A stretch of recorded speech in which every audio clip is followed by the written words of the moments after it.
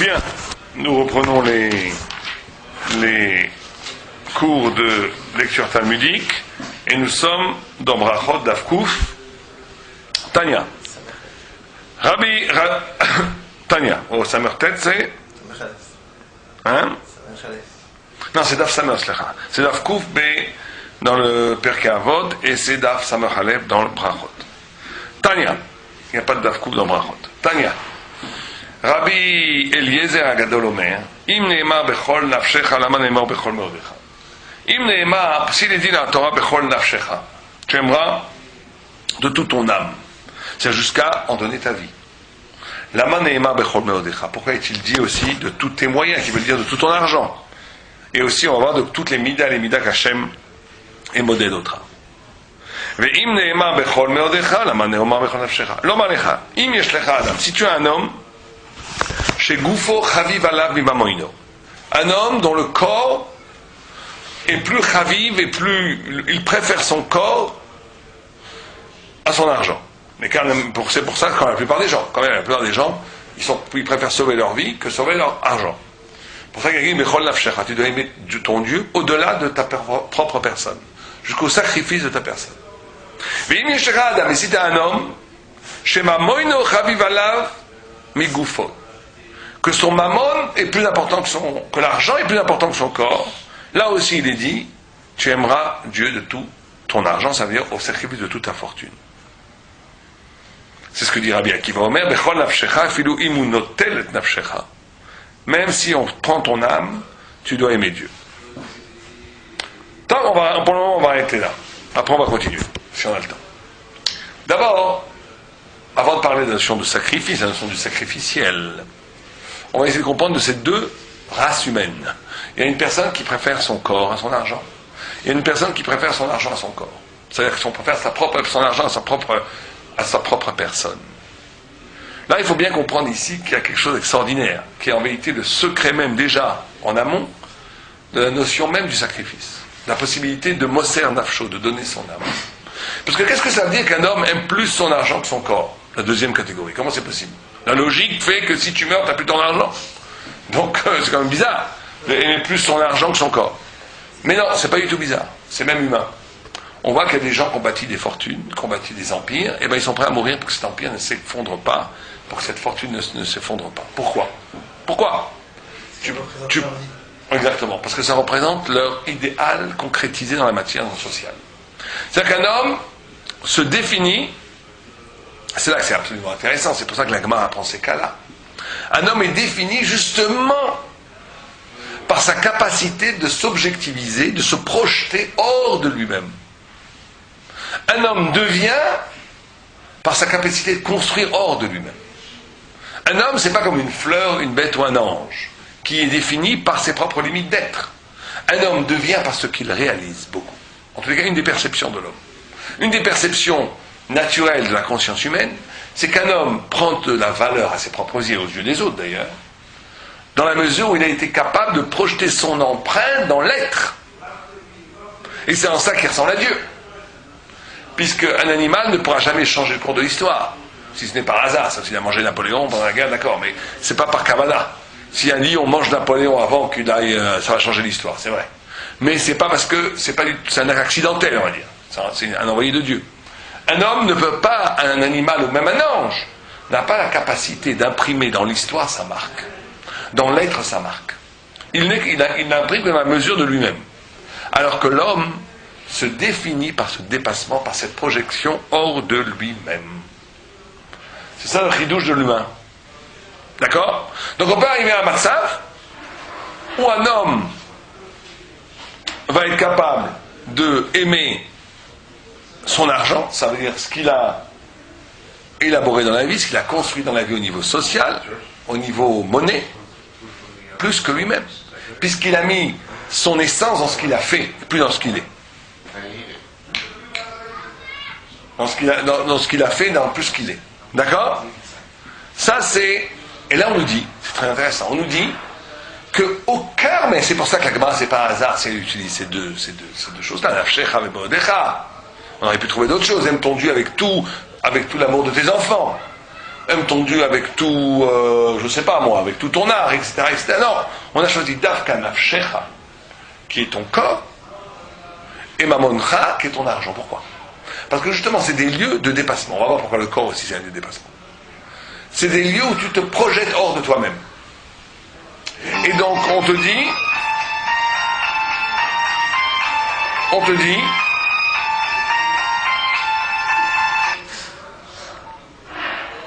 quoi? On te dit que,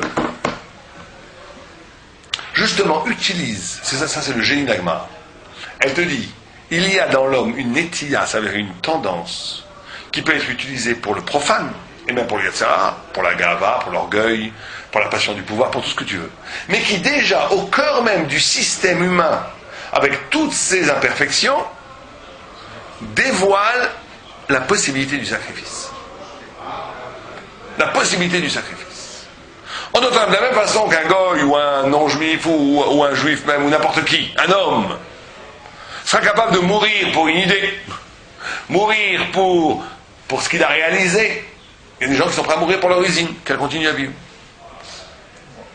Il y a des gens. Pourquoi? Parce que leur usine, c'est leur œuvre, c'est leur vie. Ils se sont le centre de gravité de leur identité, c'est plus justement leur corps, leur propre personne. C'est ce qu'ils ont accompli dans la vie. Donc dans ce cas-là, c'est ce qu'ils ont accompli dans la vie. Donc dans ce cas-là, on leur dit, donc, mais ça montre quelque chose d'extraordinaire en vérité. Même si c'est complètement par orgueil, même si c'est complètement par soif du pouvoir, par tout ce que tu veux, et qu'en réalité ça renvoie à l'ego. Mais il y a quand même eu un détour, c'est pas un retour, c'est pas un ego animal. Un animal ne mourra jamais pour le nid qu'il a construit, ça n'existe pas. Même pour ses enfants? Pour ses enfants peut-être, mais ça c'est encore lui. Je parle de quelque chose, la notion de projection, de ce qu'il a réalisé. Un enfant, c'est une projection. Bon, c'est rare qu'un animal meure pour ses enfants. Je ne connais pas d'exemple. On dit que le pélican fait ça, mais bon, c'est peut-être un mythe. En tous les cas, un animal, de façon générale, n'est pas capable de mourir pour une œuvre qu'il a fait. L'œuvre est détachée de lui, c'est pas lui. Il a construit un nid, même il y a très peu d'œuvres, les animaux ne font pas. Bon, ils peuvent construire des nids, ils peuvent construire des ruches, ils peuvent construire le putois ou le castor, construire des petites cabanes près des torrents, etc. Oui, d'accord, mais ils ne vont pas mourir pour ça. Jamais. Pourquoi? Parce que justement, c'est très simple, parce que ça reste une extériorité radicale pour l'animal. Ça n'a aucun rapport avec son essence. Alors que pour l'homme, il est capable d'être ailleurs. Or, justement, la Gemara prend cet exemple-là, de l'argent, pour circonscrire la problématique du sacrificiel. Parce qu'elle ne veut pas juste t'envoyer directement à des niveaux comme Avraham Avinu, comme les saints d'Israël qui sont sautés dans le feu pour parvenir la foi, qui est magnifique, et qui est exigé d'ailleurs de tout le monde, on va en parler dans une minute. Mais on te dit d'abord, sache que c'est un fait humain, que la notion du sacrifice n'est pas quelque chose d'angélique, de quelque chose d'au-delà de tout. Elle est structurellement humaine. Puisque l'homme est toujours capable de se sacrifier pour quelque chose qui n'est pas lui, parce qu'il pense que c'est lui. Pour ça qu'on donne comme idée tout de suite la notion de mammon. C'est pareil pour la personne. Et là aussi, c'est extraordinaire ce que la Gemara elle fait. Elle te dit la personne, l'homme se voit toujours comme un autre. En d'autres termes, la conscience de soi n'est pas toi. La conscience que tu as de toi, en essence, c'est un dédoublement de toi. Tu te construis ton propre nafshecha. Tu te construis ton propre nafshecha. En donnant la vision que tu as de toi-même, elle n'est jamais non plus circonscrite. Elle va dépendre énormément, éminemment de ton choix d'être. On est libre si on choisit d'être libre. On est esclave si on choisit d'être esclave. On est grand si on choisit d'être grand. Et on est petit si on choisit d'être petit. Bon, maintenant, c'est pas la méthode Coué. Ça ne suffit pas de dire je suis plus, ça ne veut pas dire je suis plus grand, au contraire. Mais on choisit de prendre le chemin d'arrivée à. Pour ça que la Gemara te dit dans ces deux lieux de projection, c'est une lecture possible. La deuxième lecture plus facile du texte, c'est de dire que l'homme soit un être projectionnel, c'est-à-dire qu'il préfère son argent plutôt que son corps. Ou qu'un homme soit un être nucléaire, que tout tourne autour de lui, autour de son noyau. C'est mieux. Pas forcément. Non, dans les deux cas, c'est le lieu, mais que dans les deux cas, on te dit, c'est le lieu même de l'épreuve de dépassement par la véritable raison d'être qui est la volonté de Dieu. En d'autres termes, on te dit que, et c'est là que c'est extraordinaire, on te dit, ce détachement-là dont tu as fait preuve pour ton œuvre, et ce détachement-là que tu as fait preuve pour devenir, pour construire ta personnalité, il faut falloir à un moment donné les traduire en détachement pour l'absolu, pour Dieu. C'est grossier de préférer son argent à soi. Pas forcément. Il peut avoir une noblesse dedans. Il peut avoir une noblesse d'un patron d'usine qui sacrifie sa propre personne. Ta vie, elle se limite à Oui, mais ça montre déjà une noblesse. Non, ça non, bien entendu, c'est pas ce que la Torah demande. Mais si tu prends une personne qui s'intéresse qu'à soi, ou une personne qui s'intéresse qu'à son usine, il y a peut-être quelque chose dans celui qui s'intéresse de supérieur, celui qui s'intéresse qu'à soi. Il y a un altruisme déjà dans l'usine. Il y a des gens qui travaillent dans l'usine. Il y a le fait d'avoir fait quelque chose pour le monde. Il y a un très joli récit de Giono qui s'appelle L'homme qui plantait les arbres. L'homme qui plantait les arbres, c'est un magnifique récit où un homme, tout seul, replante une forêt pendant des... Et personne on croit, et les scientifiques parlent d'une forêt qui renaît tout seul. Et personne ne peut croire que c'est lui, petit à petit, pendant des années à construire. C'est un magnifique texte qu'il faut lire, qui montre la notion d'altruisme fondamentalement innée à l'humain. C'est-à-dire que même, là, on ne parle pas de juif de Torah, on parle d'un non-juif, que Giono a rencontré, et on dirait que c'est une œuvre, la façon dont c'est écrit, en tous les cas, ça a l'air d'être quelqu'un qui l'a véritablement rencontré. L'homme qui plantait les arbres était capable, au nom même de la beauté, au nom même des autres, au nom même d'un amour de l'humanité, de reconstruire, de replanter toute une forêt. C'est la capacité, justement, de se dépasser, de se réaliser dans l'œuvre. Dans l'œuvre. Or, on te dit, pour la Torah, en tous les cas, pour le juif, là, on te dit, attention, cette réalisation dans l'œuvre, elle ne peut pas effectivement se focaliser que dans l'œuvre, parce que là, effectivement, ça devient quelque part d'idolâtrie. De vouer toute sa vie à une usine, c'est ridicule. Parce que l'usine, elle fait quoi? Elle fait du caoutchouc à la fin, c'est rien du tout. Mais l'usine, c'est plus noble que l'argent, le texte, il dit l'argent. C'est pareil, on parlait ici de l'argent, c'est la possession. C'est pas forcément genre le potentiel de consommation, etc. Non, on parle de tout. L'argent, c'est pareil, quelqu'un qui a construit un très beau portefeuille, pareil. C'est son œuvre, bon, c'est vrai que c'est plus égotique, là. Mais bon, on parle ici, en tous les cas, l'argent lui-même est le lieu d'un dépassement. Une des choses qui marque le civilisé par rapport au sauvage, c'est le passage du troc au monétaire. Alors la Gemara dit qui a inventé l'argent, c'est les Juifs. Il ne faut pas dire ça aux antisémites. Mais la Gemara dit celui qui a inventé l'argent, c'est Avraham Avinu. Avec c'était là son frère. Oui, c'est lui qui a inventé le concept d'argent. Or, le concept d'argent est déjà un mouvement spirituel. Puisqu'avant, quand on est au niveau de la matière, l'argent, ça va. Tu vas prendre un pygmée dans la jungle, quelqu'un qui n'a pas de culture ni de civilisation, pour lui, l'argent, ça ne vaut rien. Il faut lui donner un vase à manger, ou il faut lui donner une herbe contre une autre herbe, etc. Or, quand tu fais un transitif qui s'appelle l'argent, tu es déjà dans le monde de la valeur, qui te fait rentrer innocemment, sans s'en rendre compte, subrepticement, il te fait rentrer dans la notion de l'abstrait, de l'abstraction de la valeur, et donc de la spiritualité. Donc le rapport à l'argent en soi-même est un rapport de dépassement. Et donc ce rapport de dépassement, il s'agit pour le juif en tous les cas. Ça c'est humain. Jusqu'à là on a parlé au niveau du humain. On a parlé à l'humanité entière. Ouais. Maintenant on va parler aux juifs. Jusqu'à maintenant le cours s'adressait à l'humanité entière. Sur Kol Torah, on s'est adressé à l'humanité entière. KolTorah.com, on s'est adressé à l'humanité entière. Maintenant on s'adresse aux juifs. Et on dit vous les juifs, il s'agit maintenant de traduire cette possibilité de dépassement et traduire justement en d'autres termes cette possibilité de dépassement et de sacrificiel qui est inhérente à l'humain, mais qui fait toujours un retour vers l'ego de façon naturelle. Parce que quand je fais mon usine ou même quand je fais de l'argent, etc., tout ce que tu veux, en réalité je m'arrache de moi-même, mais c'est pour quelque part revenir mieux à moi-même, puisque ça va flatter l'ego. À un moment donné, on te dit ça, ce mouvement de retour vers l'ego, casse-le. Et traduis-le par un mouvement de retour à Dieu. Par une tchouva, justement. Par un mouvement de retour à Dieu. C'est ça qui dit le texte. C'est ça que dit le texte. Et c'est la possibilité du sacrificiel. Et ça, je le dis toujours, c'est extraordinaire. Le paradoxe extraordinaire de la Torah, c'est qu'on te dit, et comment ça c'est que tu peux le faire, justement? C'est qu'on te dit, al-pi halacha, c'est la loi dans le Shulchan Aruch. Ce n'est pas quelque chose qui est demandé aux saints, c'est quelque chose qui est demandé à n'importe quel juif. Illettré, lettré, tzaddik, pas tzaddik. De mourir pour Dieu.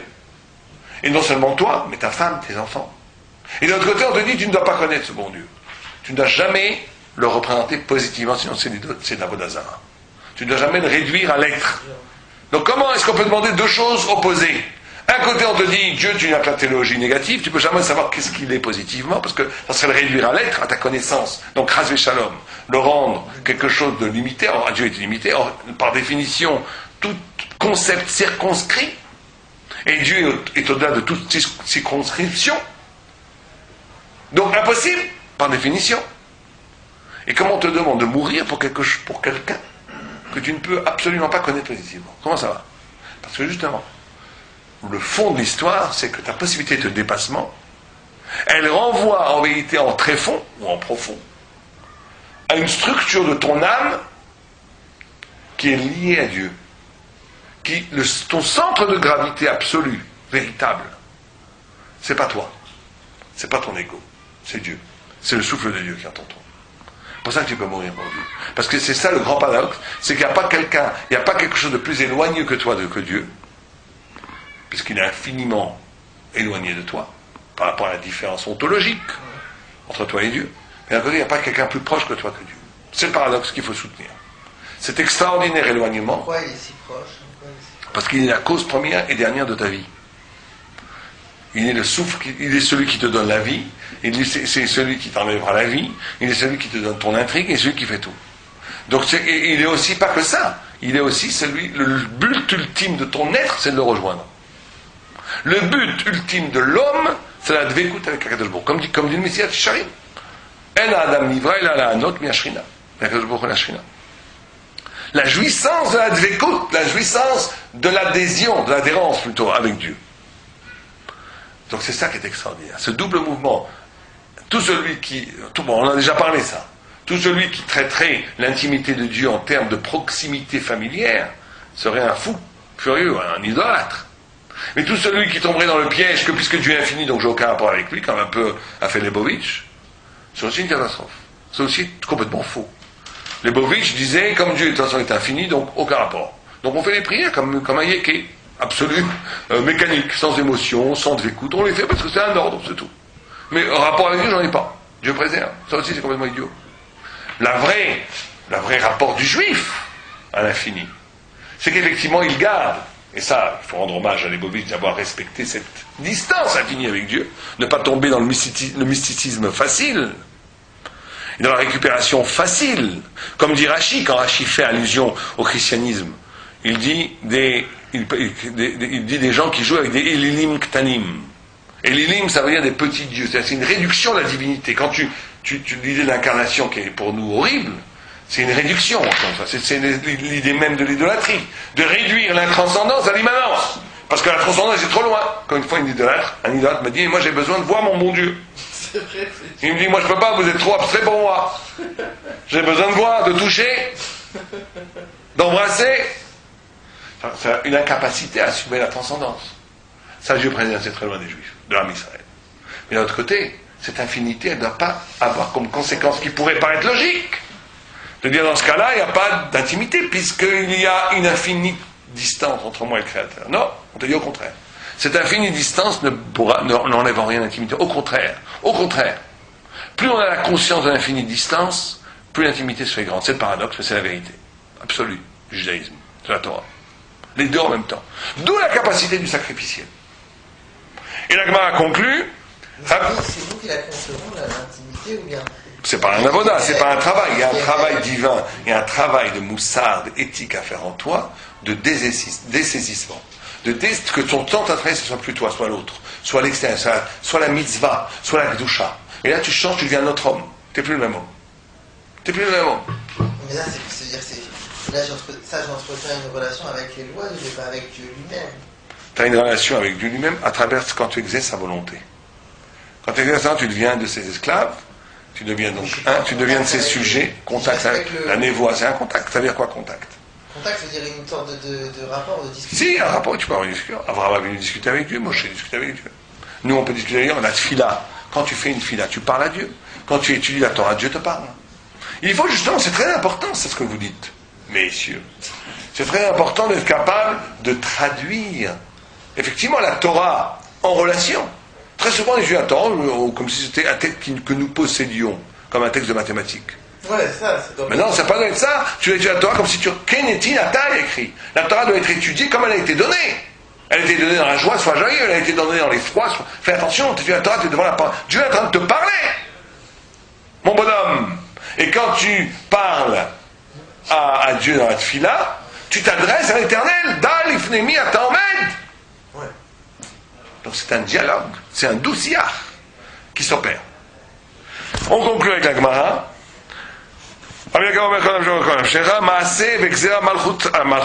Les Romains, Gazra l'Israël shelo yasok betorah, de ne pas étudier la Torah. Maasa Rabbi Akiva alach veikil keilot rabim. Rabbi Akiva, c'est un sacrifice absolu. Il a dit, moi j'enseigne la Torah en rabim. Vedarash. Ok, on va refaire ce texte. La semaine prochaine, on fera ce texte. On continue ce texte la semaine prochaine en étudiant le texte lui-même celui-là. Ok?